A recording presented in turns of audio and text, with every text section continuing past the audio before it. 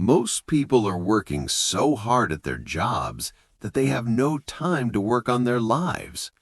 They wake up tired, rush through traffic, trade their best hours for a paycheck, come home exhausted, and tell themselves one day it'll all be worth it. But deep down, something feels off, because they're running a race they've already lost, not because they're lazy, not because they're unlucky, but because they're chasing a shadow instead of becoming the light. We were raised to believe that effort alone guarantees success. Hustle harder, grind longer, sleep less, outwork everyone. That message is everywhere. Posters on the wall, quotes on social media, bosses praising the person who stays the latest, not the one who thinks the smartest. But here's the uncomfortable truth. Effort without direction is just exhaustion. Motion is not progress, and chasing harder does not mean you're moving closer. Look closely at your own life. The more desperately you chase a promotion, the more political and distant it seems. The more you chase approval, the more invisible you feel. The more you chase money, the more stressed and trapped you become. It's a paradox, but it's real. Desperation repels. Calm confidence attracts. Scarcity pushes things away. Value pulls them in. Success works like attraction, not pursuit. Think about it like this. Success is not a prize you grab with bloody hands at the finish line. It's a response. It's a reaction to who you become. Like a butterfly, it does not respond to frantic movement. You can sprint across the field all day, and it will stay just out of reach. But if you slow down, plant seeds, build something beautiful, something intentional, something alive, the butterfly comes to you. Sometimes quietly, sometimes suddenly, but always as a result of the environment you created. Your job is not to chase success. Your job is to become the kind of person success cannot ignore. That means working on your character when no one is watching, sharpening your skills when no one is applauding, building value long before the reward shows up. Because when you do that, success doesn't need to be chased. It finds you. In fact, it hunts you down. The real world runs on value, not effort. We like to believe that time equals money, but that's a comforting lie. If time were the deciding factor, every person working 40 hours a week would be rich. They're not. The market does not care how tired you are. It does not care how long you've been there. It does not care how badly you need it. The market only rewards one thing: value delivered. You can't walk into a bank and say, "I need more money." You can't walk into your boss's office and say, "I deserve more because life is hard." The market does not respond to need. It responds to contribution. It asks a brutal question. How difficult are you to replace? How many problems can you solve? How rare is your skill set? How much impact do you create when you show up? If you want to earn more, you don't negotiate with words first. You negotiate with who you've become. If you want to go from $20 an hour to $100 an hour, you don't just work 5 times harder. You become 5 times more valuable. You learn skills most people avoid. You take responsibility most people run from. You develop discipline when others make excuses. This is the real shortcut, not a hack, not a trick, a transformation. The American dream was never about demanding a better life. It was about becoming the kind of individual who commands opportunity. When you walk into a room with expertise, integrity, clarity, and confidence, doors open, not because you ask nicely, but because your presence solves problems.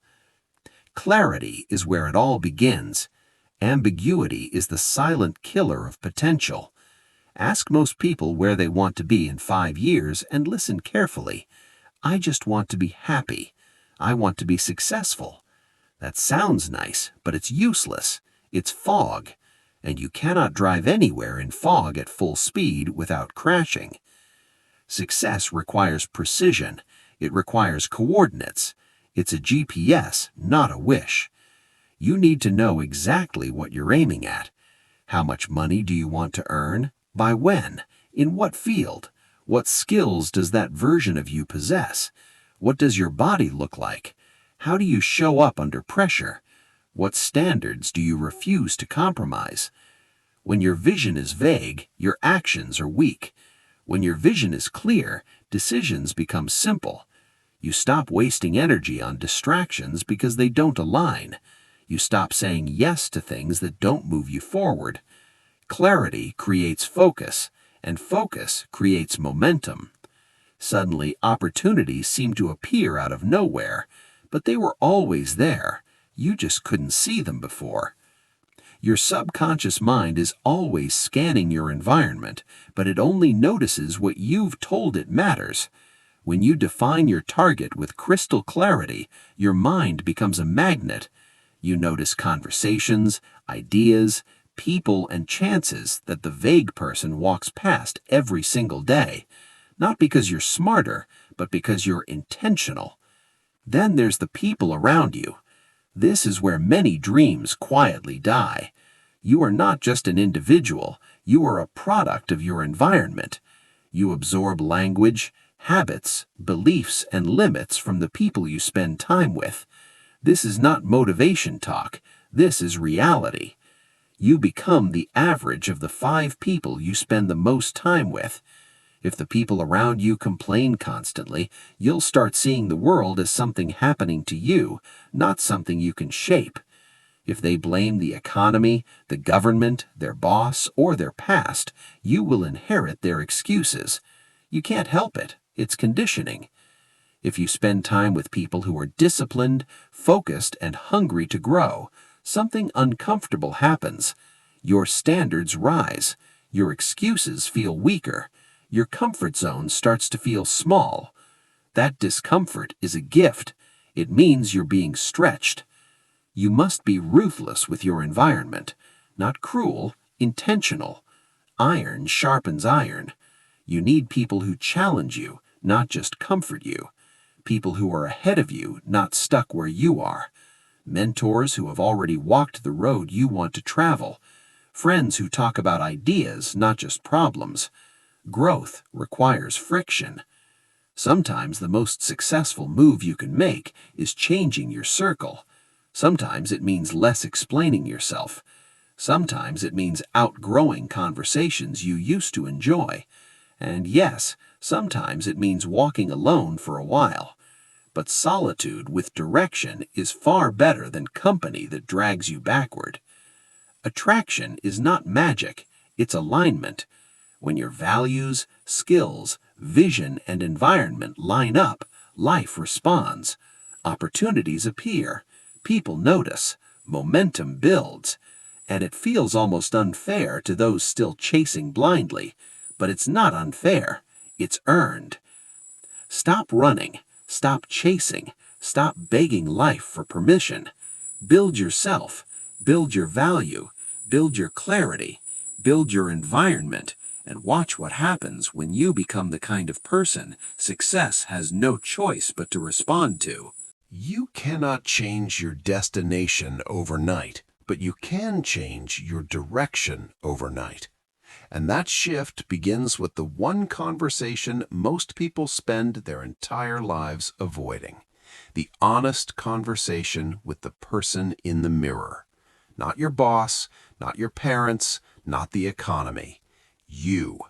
Because the quality of your life will never exceed the quality of your leadership. And leadership always starts internally. The moment you point your finger outward, you give your power away. The moment you blame the economy, your upbringing, the tax system, your spouse, your boss, or bad luck, you have officially handed the steering wheel of your life to someone else. That may feel comforting, but it is fatal to growth. Victimhood is seductive because it removes responsibility, but it also removes control. And in the entire history of human progress, no victim has ever built anything extraordinary. High-level leaders live by a different standard. It's called 100% responsibility.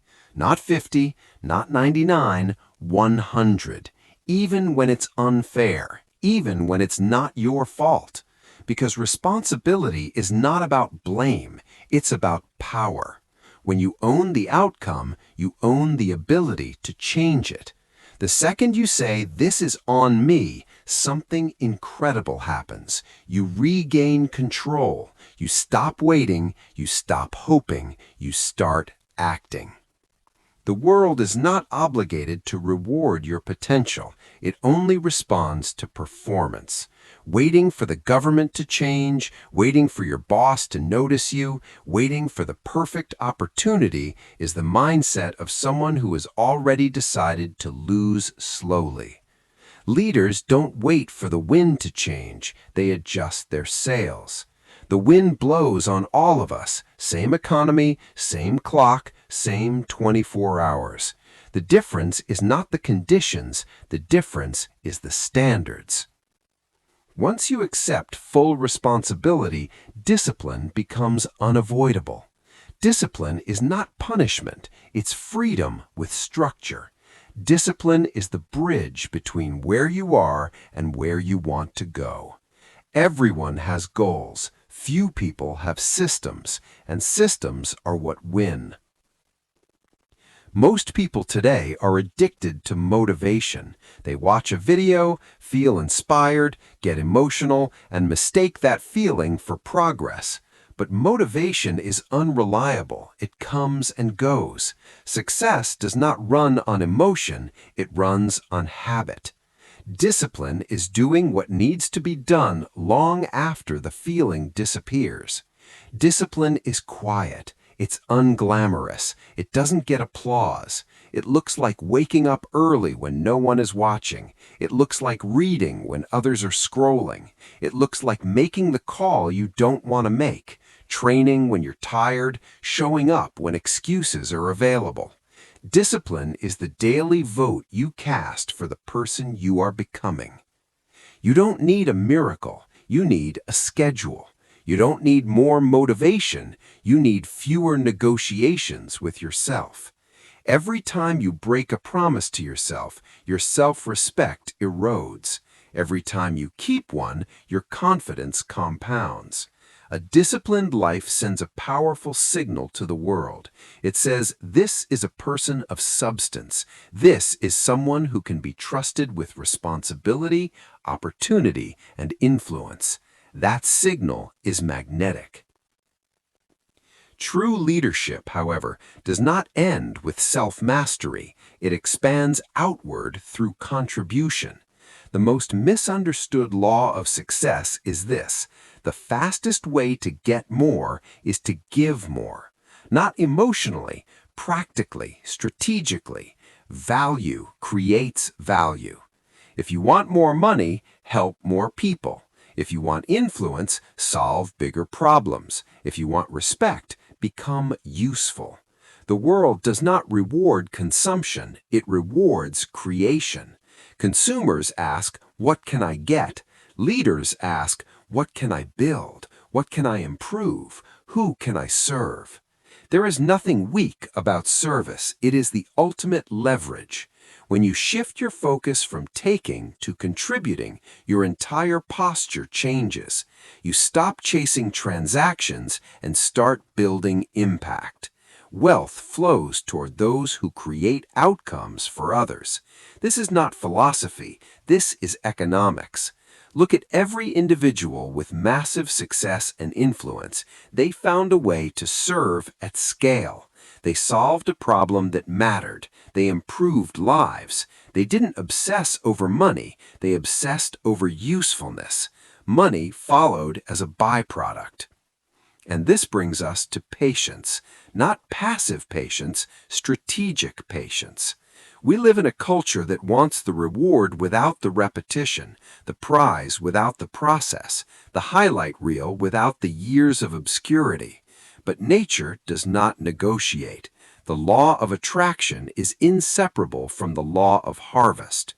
You plant first, you wait, you water, you protect, then you reap. You cannot rush growth. You can only sabotage it. Leaders understand timing. They respect seasons. They know that the work done in silence is what creates noise later. While others quit because results are slow, leaders stay consistent. While others chase shortcuts, leaders compound fundamentals. Patience does not mean slowing down your effort. It means refusing to quit when results are invisible. It means trusting that the seeds you plant today are building roots you cannot yet see. The strongest trees grow underground first. This is where most people fail, not because they're not capable, but because they're not willing to wait while becoming. They want proof before commitment. Leaders commit before proof. They trust the process because they trust the work. And then, one day, it happens. The momentum shifts. The results accelerate. The world takes notice.